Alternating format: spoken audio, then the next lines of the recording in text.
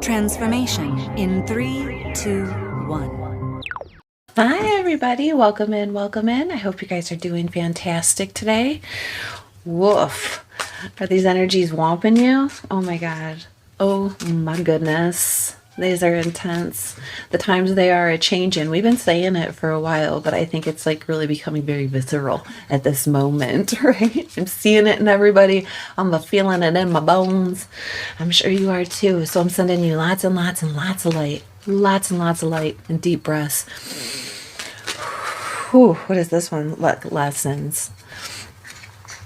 Yeah, big lessons. And not just like things that are happening right now, because yes, of course, things that are happening right now that are big lessons, but what have you learned from the lessons you've already been taught? This is like exam time, right? This is things coming back up from the past, whether they be actual events, actual people, places, things, right? Nouns, or whether they be verbs. Maybe it's actions being taken. Maybe it's the way that you behave and act, like methodically or systematically or the same every time, habitually, right? Or have you learned lessons and now you're attempting or doing things in a different way, implementing those lessons that you've learned along the way. And so now you're beginning to see different results. So those things, they come back. They come back, not necessarily to haunt us, but to show us how much we've learned or how much we still need to examine, right? And that's the time right now. And that's what it is. And we've been saying it for the past couple of years. I mean, it like 4 years ago when Pluto hit Aquarius, we're like, yeah, this is the time is now. And stuff started popping out. People started being vocal about what was going on with them. And I think that we all kind of experienced that in our own lives too in some way. Maybe that was 6 years ago. It was like 2019. Right? And then what happened at that point? How far has it come? There's still a little ways to go. Life is a constant progress. We get somewhere, and that place we get is the launching point for the next place. So if we keep coming around to the same spot, coming back around to the same spot, we're going to be maybe jumping in the same direction, maybe behaving in the same ways. And these energies over the past few years have assured us that lessons would be learned and we would be able to respond differently. What does this say? These are story prompts, which I absolutely love because they give us a constructive direction to follow, something to think about and write. And I highly encourage anybody and everybody to write. It doesn't have to be for anybody else. You can write it in your journal, rip out the page and set it on fire. But sometimes when we read what we've written, it brings us back to a space of like, oh, that's how I was thinking about that. 5 years later, 6 years later, 6 months later, oh, I really was feeling that way.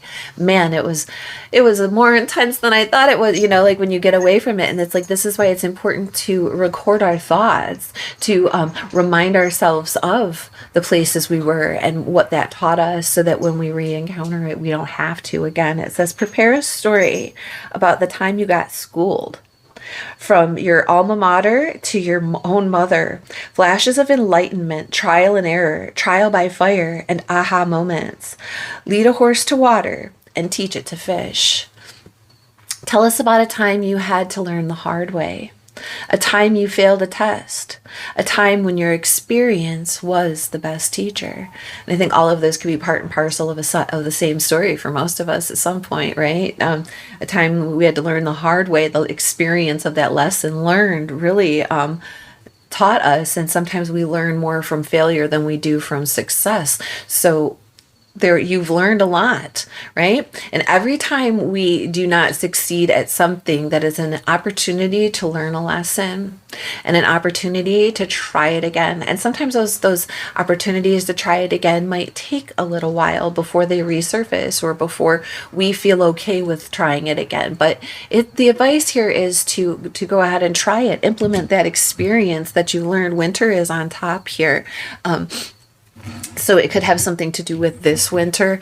It could have something to do with something that happened in the winter time. And I'm also thinking about the rune Isa, which is the ice, the standstill, right? The winter of the spiritual life where there's like the ebb and flow, right? things come in a big wash, and then they come out in a big wash. It's the tides of our lives and the rest of it all, right? That's Ani DeFranco. So it's the way that things work. And so we know that, right? We know because we know the Hermetic principles, and we know that polarity is one, and we know that rhythm is one, and we know that cause and effect is one. So that's really, how do those factor into the lessons that we've learned? We have the Gregory Scott Tarot out today. We're sending light to the late Gregory Scott, who we love. Got me through so many days with his 3-card morning readings, for years, and really help grow and change us, the lessons that were learned, and pass those on. That's what he did. And so that's what I think is being encouraged from us right now, because as we teach, we also learn, and it helps us grow. All right, ancestors, and I'm going to get to the cards, but I'm feeling like that if you could explain it to a 6-year-old, you really understand what you're saying. If you could break it down to the simplicity but factual, the thing you actually learned, the lesson. Can you explain what you've learned in simple terms? If not, re-examine. Ancestor spirit, thank you, spirit. Ancestor spirits. Guys, what lessons do you have for us today? What messages do you have today? Ooh, we got the Knight of Cups in the reverse and the Devil. Like Sylvia Plath, right? This guy's in a bell jar. See that? Stuck in there with his alcohol and his bottles and his face. I'm a little panicked. Like, how did I get in this mess? And it's interesting because it's very clear. Like when we're trapped in those spaces of toxicity, when we're bound to things that we feel we can't escape, right? We can see what's going on outside the window. And that not all is the same as it is in here. And that's what makes us feel. We talked about shadows and cages last time, and that it's a shadow. Here we go. It's like crystal clear. You need to get that perspective, right? And what is toxic for us and what isn't. And here we have the Knight of Cups in the reverse. If this is a love reading or a squish thing, then we read it as somebody who's like a Rico Suave, who pretends that they feel some kind of way, but they're in like a Romeo. So and then out, right? Do we remember Rosaline, who was the one that he was smitten with before Juliet? These things that are like fleeting moments, these things that aren't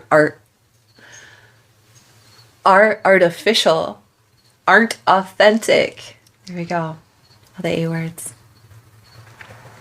And how those types of things drain our ability to be genuine in real emotional situations, and needs situations that call for us. Thank you, words. Thank you, spirit. To be in our loving actions, to be able to take those loving actions. And when they're in the reverse, it could be because we're bound to something that is toxic for us, that's not good for us, and it makes us grumpy, resentful. It closes off the heart chakra, it closes off the sacral chakra, closes off all of those things, disconnects the kundalini, so they're all in disarray. And then of course we don't know how we feel, and that makes it really easy for others to kind of prey on those ways that maybe we don't know how we feel, or those confused feelings. This is coming out. Ooh, ancestors, spirits, guys. Okay, get back to lessons. What have we learned? Ancestors, spirits, guys. What is this about? Two of Cups. Soul ties. Soul connections. Look, star in the reverse. Sometimes our soul connections, whether they be to friends, parents, siblings, children, partners, loved ones of any kind, when it's that one-on-one thing, we really have to look at the thing and say, how healthy is this? Is the love that I'm giving being returned? Is the love that I'm giving authentic? Is what's being returned to me authentic? Does this really have heart-centered action? Base, right? And Maybe at some point it did, and that's why you two connect like that. Maybe at some point you felt that way, or you were feeling that way, or these are, you do feel that way. These are people that you love. It's somebody that you connect to on a soul level, on an emotional level. Two of Cups, right?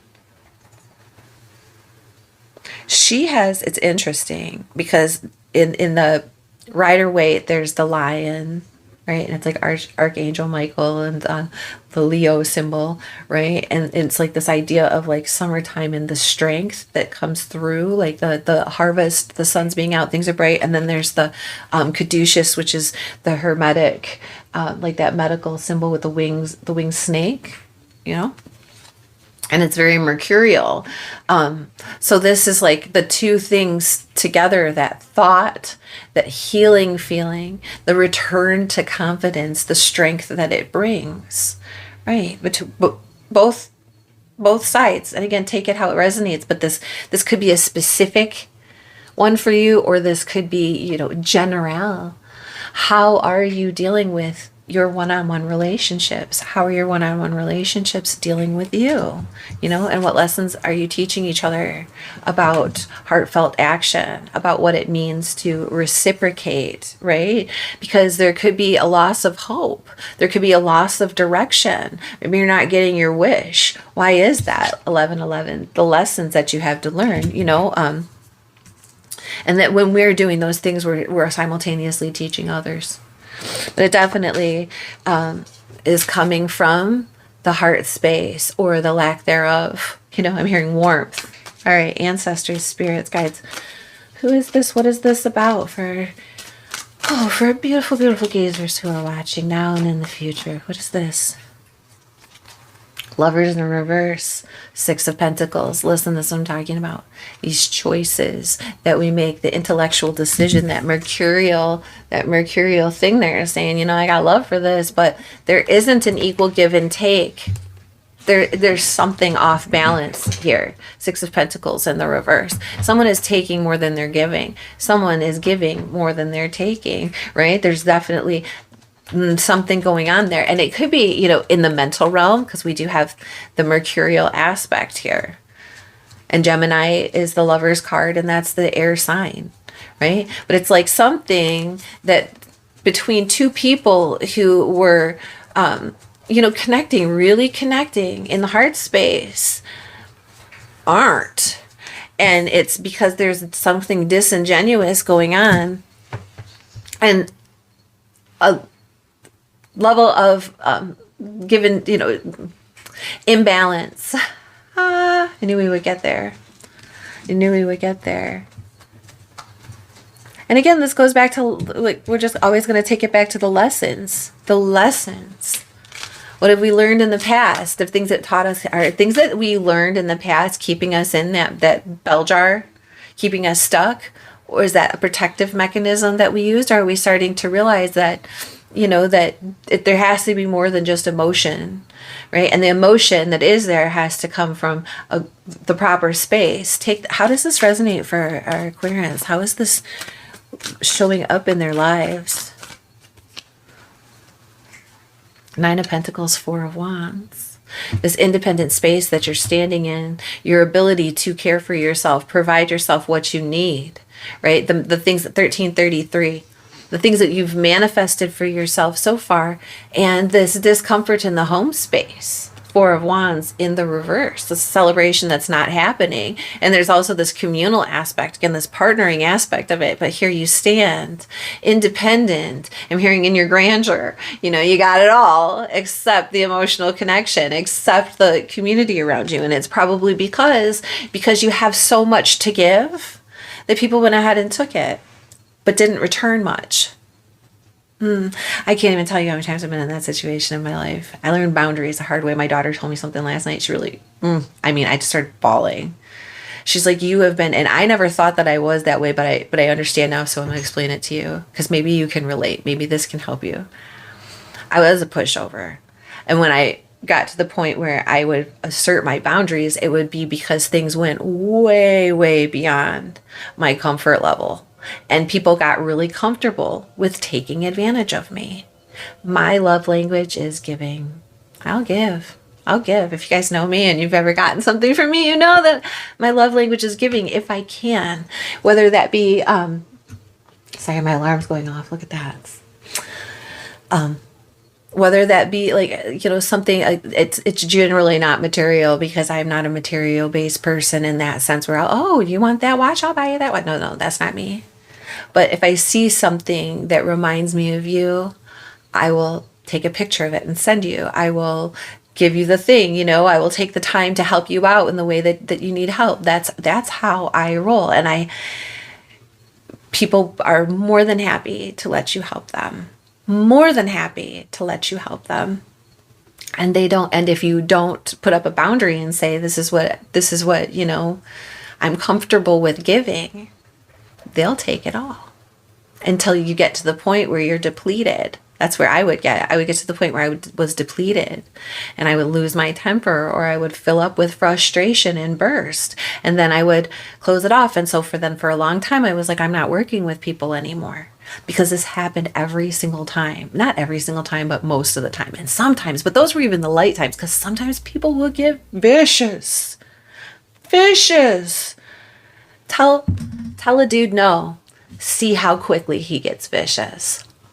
And then I learned, because they always say that it's one-sided. I know women do it too, but I'll tell you what, as a single woman for 12 years, tell a dude no and see how vicious he gets. So we learn, right? Tell somebody no. And I'm not just talking about dudes, but yeah, I mean, say it in any respect. Any respect. I'm not just talking about love relationships. I'm talking about work relationships. I'm talking about friendships. I'm talking about projects. I'm talking about all of it. All of it. But it hasn't just been men that have taken advantage of me. Oh no. It's definitely been both sides. But I'm just saying, like, when we talk about like the masculine, and we talk like, which we all have. So maybe in these senses, even within the women, we've somehow offended their masculinity by rejecting them. But it's our right to do that. We're not going to say yes to everybody and everything. But what I learned, and we should never say yes to everything. But what I learned was that politely telling someone no, especially someone who's sitting in a toxic heart space, especially someone who has a big ego or an easily offendable masculine quality, men or women, they get pissed. I know everybody's like whatever. I'm being honest with you. I'm opening my heart space, and I'm telling you the lessons that I've learned, because maybe you might be able to relate to it, and it might help you see about some of the choices you've made too, or maybe how you've responded, because people have been very loving and kind. I'm not saying all, but people, if they took advantage and there was a boundary put up, there was definitely a repercussion for setting that boundary on me. And so I learned over time to set gentler boundaries, at first I learned to just acquiesce and give in and then back away slowly. Like, okay, you can have this thing, and then shut the door and then not come back. That's one lesson. Stand up for myself, assert myself, say, what do you think you're doing? Get their backlash. That was a lesson.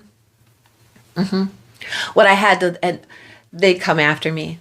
They destroy your reputation. They say things about, how you were after them and you were the one doing all the weird stuff, but really you weren't. You were just standing in your independence. I'm just standing in my independence, but they didn't get what they wanted. So they punish me for it. They'll punish people for it. People punish people. It's fucking sick. Destroys people. Not just the person they're trying to destroy, but, it destroys themselves too. So at some point I learned, stand independently on my own. Don't rely on other people. You get too far down that rabbit hole, that's a lonely space. You wind up with nobody around you because you don't trust. So then you learn to set boundaries and say, you can come and hang out, but if you cross this line, I'm done. And then again, learning to hold that line. Oh my God, I'm hearing jazz bike. There's a guy who drives his kid to school every nice day on his yellow and red crotch rocket motorcycle. And he plays jazz all the way down the road. And some of my kids called it jazz bike, and it meant that it was time. It's time to get up and go. And that might be where you're, like this, interesting. How are you standing up for yourself? How are you setting boundaries? How are you doing it from the beginning so that you don't have to put yourself in these spaces before? What lessons have you learned from that? There's 10 of Pentacles on the bottom, dude. 10 of Pentacles on the bottom. We're not going to get it right the first time, or even the first handful of times. Lessons. It's going to take a while to get there. And each time we might just learn one little portion of that lesson. Let's see if I can see it there. Get it on there for you. We might just learn one portion of that lesson, or one section, or one part of the syllabus. It's like 100 chapters, right? We got a lot of work to do.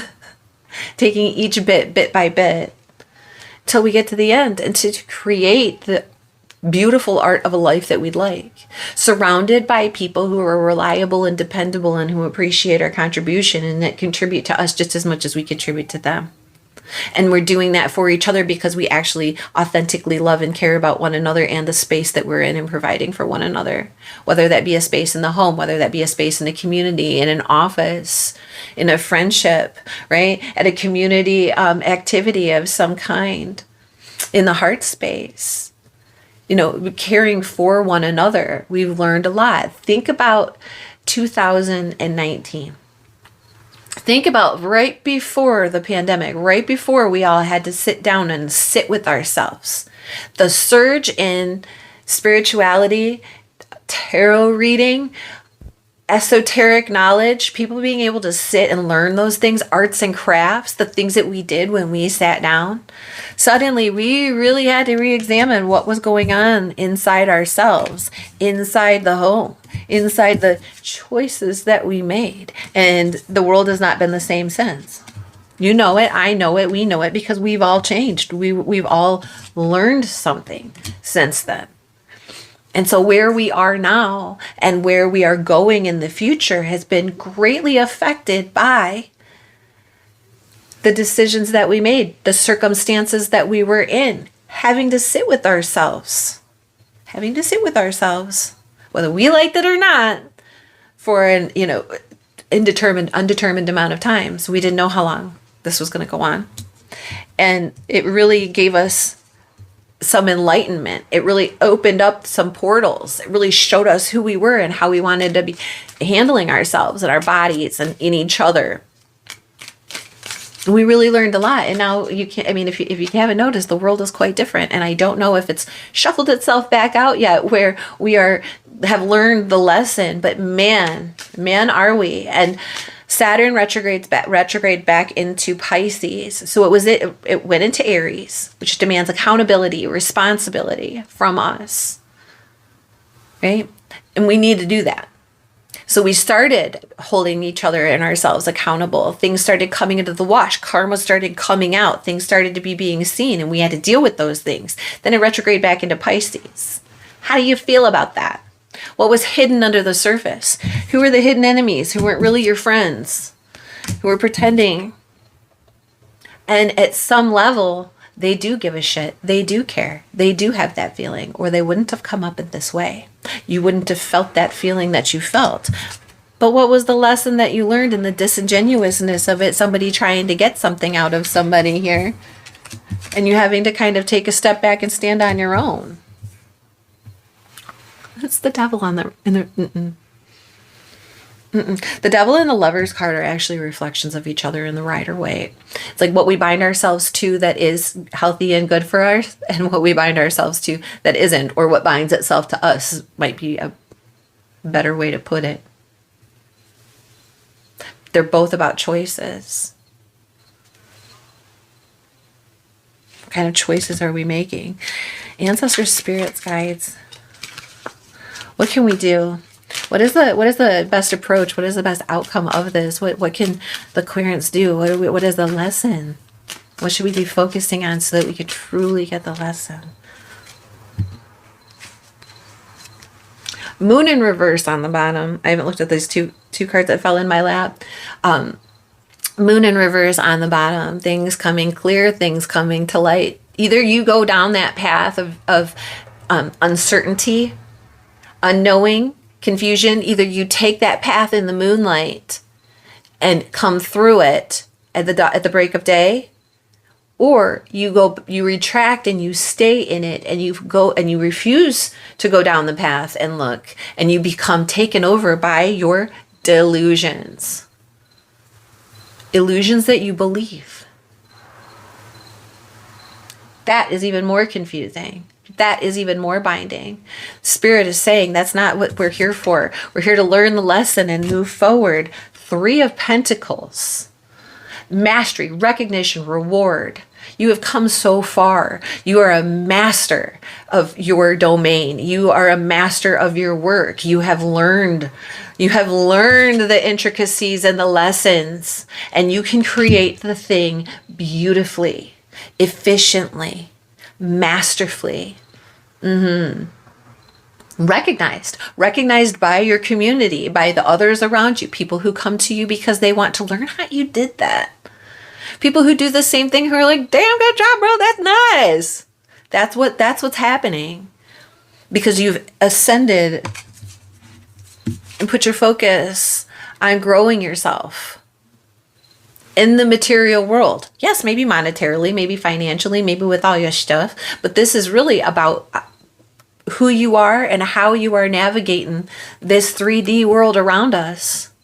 As we're talking about walking through the moonlight, like this, the light is coming, the dawn is happening here.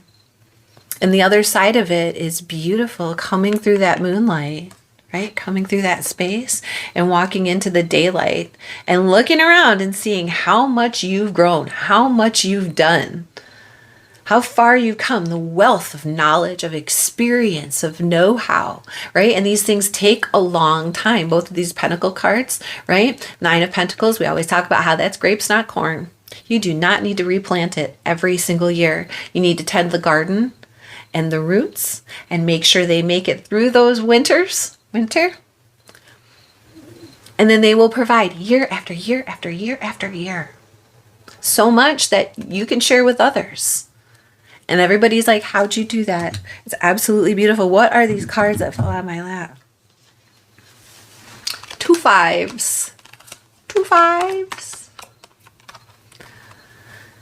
And they fell sideways like this, right? And one would be upright and one would be reversed. And it is the Hierophant and the 5 of Cups. So if we, woof, talk about learning the lessons in the 3D world with the Hierophant, that's the Taurus energy, the rules, the regulations, the traditions, the spiritual and moral ethics that hold and bind us, that we're all subject to. When we stay within that, we don't have that feeling of rejection. We don't have that feeling of being let out or let go or sadness. There's just like this mournful feeling here. I'm going to explain this, and then I'm going to tell you the 2 ways, because there is a positive and a negative to both these sides of this. Like bucking the tradition, saying no, breaking the commitment, doing the thing, it does lead to sadness and lamentation, but you still have these 2 cups standing upright. What? So maybe the lesson is, like, what did you learn here? Big time teacher energy. Big time teacher, right? Past the apprenticeship. Holding on to the lesson, so this, go back to the Hermetic principles. I know that this is Taurus and that it's generally the Pope, and sometimes it's considered a different type of faith than the Hermetic principles. But for me, they're all part and parcel to just how divine connects with us. And we have to keep in mind that. So again, like, what is the true tradition, the true lesson, the true way things work? Not because some book told it, not because it's in some law or some whatever. It's because this is the tradition of the universe, the lessons of the universe, the things the universe taught us. And it's that ebb and flow, the tides, right? The song that I keep hearing in my head is Swan Song by Ani DeFranco. From Live and Clip specifically, because that song is beautiful. And it's like that breaking of the tradition maybe societally, maybe what's expected of you, maybe you know, your boss told you to do this and you're supposed to do it, but you don't, you know, you're not clicking with the people there, you're not clicking with the work crew, you want to try it a different way, right? Sometimes then you can feel left out because you bucked the system. You said no, you did something differently. When talking about that, there's a repercussion for that. How do we behave through that? What do we do, right? Do we stay committed to something? Well, yeah, stay committed to yourself, baby. Look at all that earth energy. Look at that earth energy, really focusing on that. We get to choose. And either way, they're both fives. Okay, either way, change is afoot. Change is afoot. And I think that the biggest lesson is how we're handling these things, how we're handling these situations, because as we learn and grow and progress, they different. Go back to the beginning where we get into this different space. Whew. Ancestor spirit. We got the sacred geometry oracle. Look. Universal love at 44, and my clock said 30:44. Can we get that, please? I don't know. It's not gonna work. There it goes. Universal love. Do you see that? It's like boom, boom, boom. All right. The frequency of universal love activates the connection to feel each other, to our planet, and to the whole of existence itself. Right? Feeling each other. I feel you. Like, yeah. Not this toxicity, this disingenuousness, right? Of the 3D, of the feeling sad, of the shit not working out. Look at all these ones in reverse. Saying no to that. No to disingenuous friendships. No to disingenuous, inauthentic love. No to overgiving. Nope. Only the real. Only the real. Coming from the real space here. Only the things we can count on. All this earth energy. Solid form. The Druids call it the Kalas. The Kalas is the solid. The Guyar is the fluid. So that's anything that's movable. Right? Boop, boop, boop. Everything from ooplet to gas. And then you got the Nufra, which is that chi energy. It's that life force energy, the prana, the animation, the anima. It's in everything. Right? Like focusing on our independent ability to maintain and sustain our own needs and comfort levels. I'm not sure if comfortability is a real word. It kind of irks me when people say it, but it might just be me. I might be wrong. I'll look that up. But I used it. I said it too. So it must be a word. If I said it and you understand it, it's a word. 3D. Getting good with ourselves in the 3D, we've learned these lessons, allows for us to be open to that actual universal love heart space without offending ours or anyone else's boundaries in the process, and realizing that if someone is making a choice to not bind with us, or we are making the choice to move somewhere else with something else, then there's no need for retaliation from it's okay for people to say no to you. It's okay to be said no to, especially if there's imbalances. And I think we really learned that, because I want to get back to that Me Too movement and all the stuff in 2019. And I keep going back there. What was happening to you particularly, in that time, in that space? Was there something that you had to stand up for yourself in that space, in that time? And did you have to learn a harsh lesson from that? What did it teach you? Rhetorical, or you could tell us in the comments. There's definitely... Do you guys have teenagers? How did you survive them? All right. So we found the cave. The cave. This is Gentle Chaos. I love this little deck here. The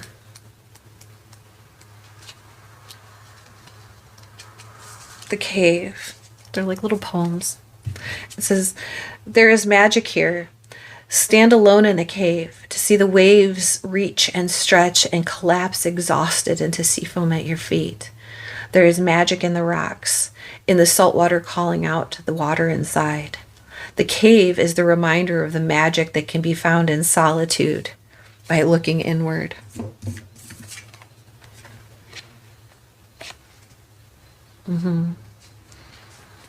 Yeah, just like that. It's like, oh, thank you, Spirit. We can form bonds with others, but it's important to maintain our independence and our individuality so that we can stand on our own 2 feet.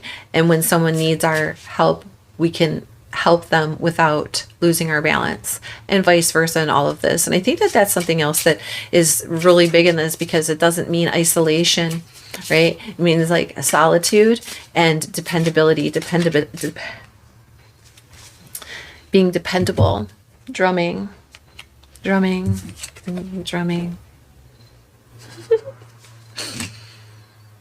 Drum therapy in substance. Ooh. All right. There's that devil energy coming back. And it's going to say one thing, but it could be a myriad of things. So take this, how it resonates. How does the devil energy exercise itself in your life? Okay. The devil, drum therapy in substance use disorder recovery involves drum circles led by therapists for stress relief through drumming, singing, and rhythmic activities from various cultures, offering physical, mental, and emotional benefits. Use a percussion instrument that resonates with you and produces a soothing sound. Find a quiet, comfortable space to play the instrument without interruptions. Take deep breaths to relax. Hold the instrument carefully and play a steady rhythm. Feel the vibrations. Be mindful and use drumming to express emotions and release tension. Experiment with tempos. Play freely and reflect on emotions and relaxation afterwards. Incorporate drumming into your self-care routine for relaxation and emotional release. The drumming, yes, and that's, it could be the tapping of the foot, or when you get nervous and you start tapping your pen and someone's like, stop, stop, stop. That's your body wanting to find rhythm. The Hermetic principle of rhythm, the flow of in and out that we find when we're breathing, but also that like kinetic feeling, like what am I doing with myself? And like putting your body's systems into a rhythmic space and breathing through that. I used to love drum circles in the 90s. Wow. And I'm reminded of Cartman. I don't know if you watched South Park, but there, like a long time ago, there was an episode where they were having drum circles. The hippies were coming into town, and he's like, they're having drum circles. That's it. Like, oh, before you know it, they're going to want to have a music festival, because it grows, right? And it's a feeling that's very catchy. Like you bring people into it, bring yourself into it. Feel that feeling. So that's what we're doing. And the lessons, go back to the lessons, a story about a time you got schooled, from your alma mater to your mother, flashes of enlightenment, trial and error, trial by fire, and those aha moments. Lead a horse to water and teach it to fish. And I love that. My friend David, his friend, says, you can lead a horse to water, but you can't beat him over the head with an Encyclopedia Britannica. And this is much better, teaching the horse to fish. Do horses even eat fish? Are we wasting our lessons on people in places who don't find them useful, which in turn make us feel useless? When we've just misdirected our force, we've just misdirected our teaching. There's that train. There's that train. I feel like I need to close this. I feel like we need one more thing to wrap us up. Let's talk about it. The Kuan Yin from our mothers. So we will ask the Great Mother Goddess. Great Mother Goddess. Goddess Kuan Yin.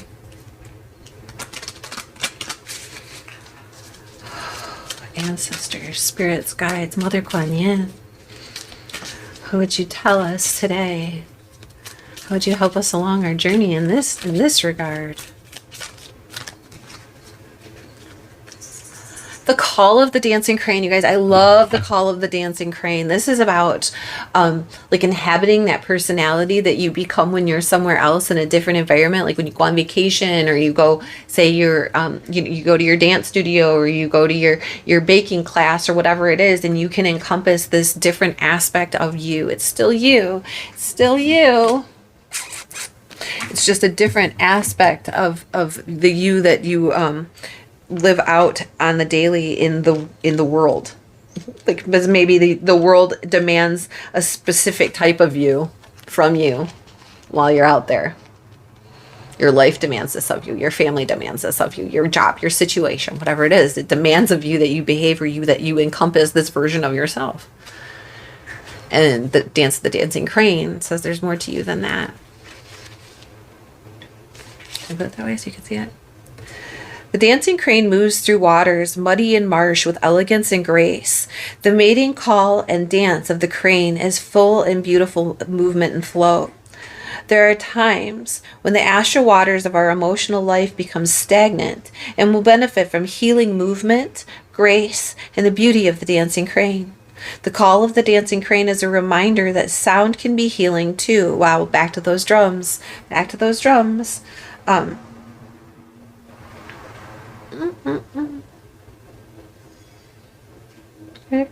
This is particularly so when your thoughts, beliefs, and emotional patterns do not support you in the living in the spiritual destiny you were born to live in. Wow.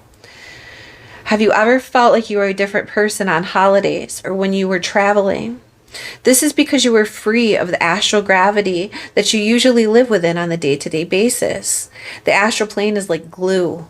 When we put enough energy into habit, into thoughts, into emotions, beliefs, and stories from our past that condition how we interpret current life experiences, we can get stuck in astral gravity, unable to let go of ways of thinking and reacting, even if we really wish to do so.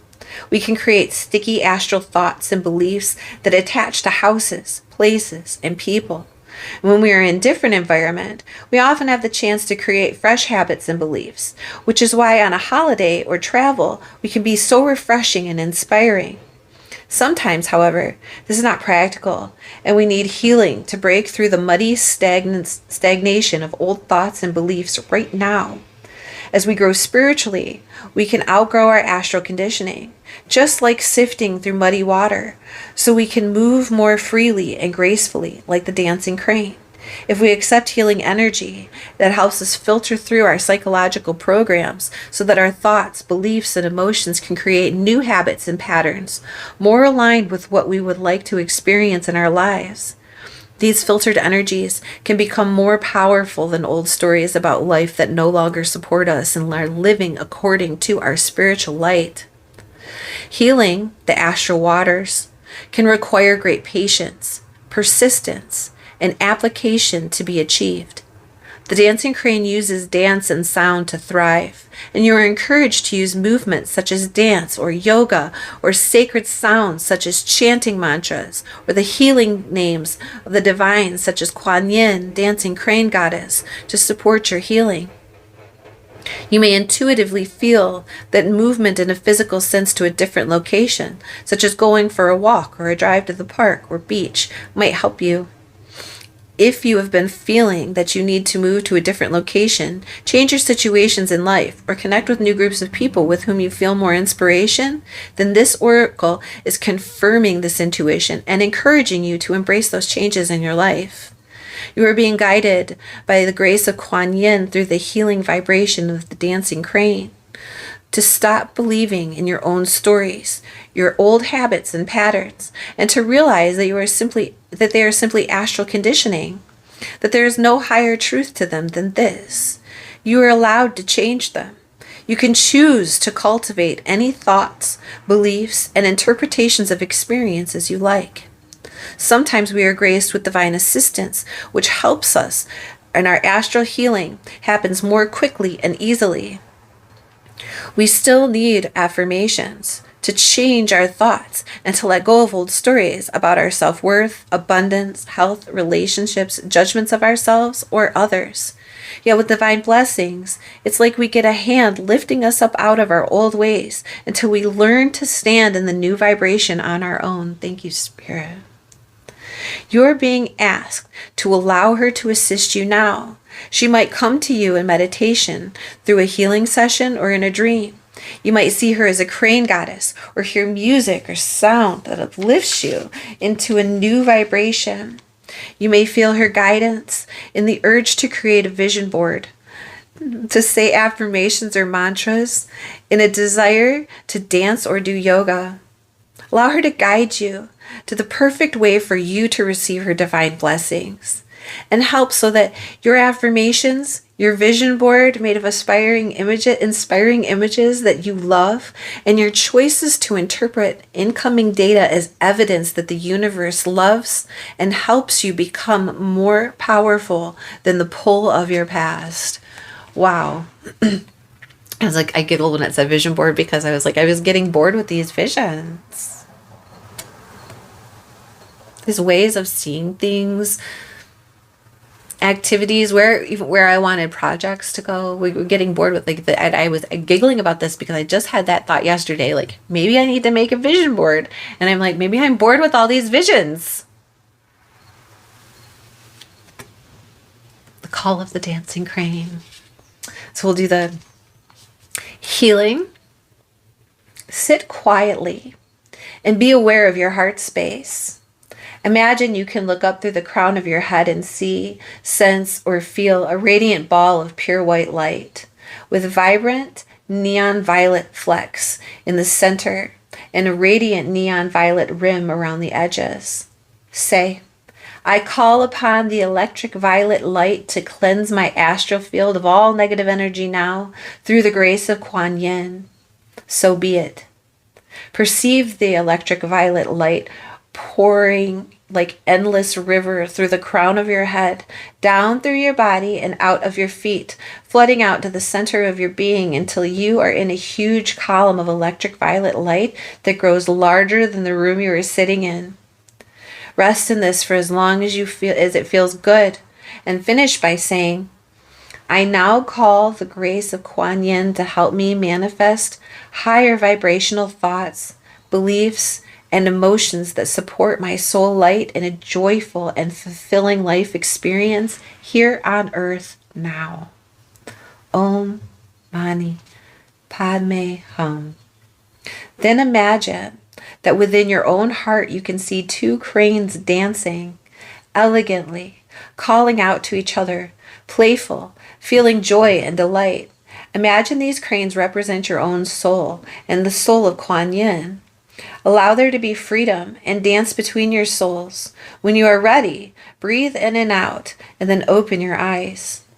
You might like to complete this process with a bath or a foot bath. Include a handful of salt to the water to finish your clearing process. A prayer to the call of the dancing crane. Beloved Kuan Yin, Goddess through the dancing crane, may your sound, grace, and light shine brighter than my doubt and fear. May your light help my own soul draw near.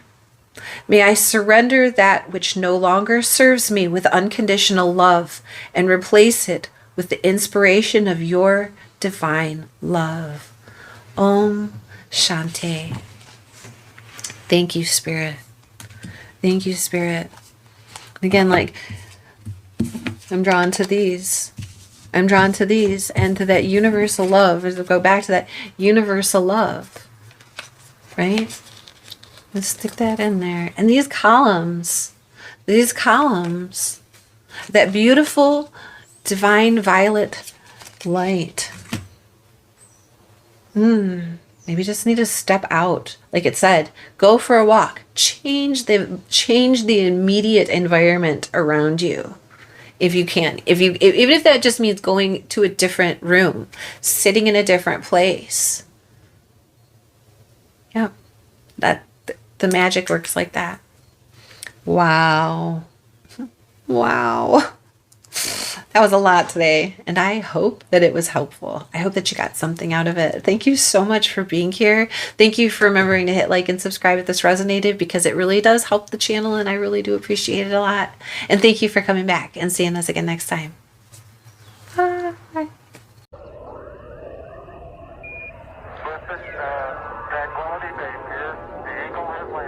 Transformation in 3, 2, 1.